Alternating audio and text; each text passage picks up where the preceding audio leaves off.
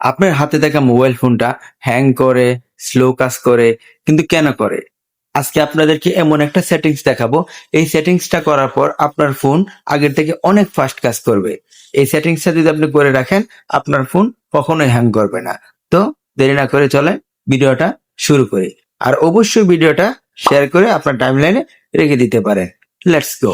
এই কাজটি করতে হলে আপনার ফোনে থাকা যে কোনো একটি ব্রাউজারে আপনাকে প্রবেশ করতে হবে। আমি ক্রোম ব্রাউজারে প্রবেশ করলাম। তারপর সার্চ বক্সে লিখতে হবে মাই অ্যাক্টিভিটি।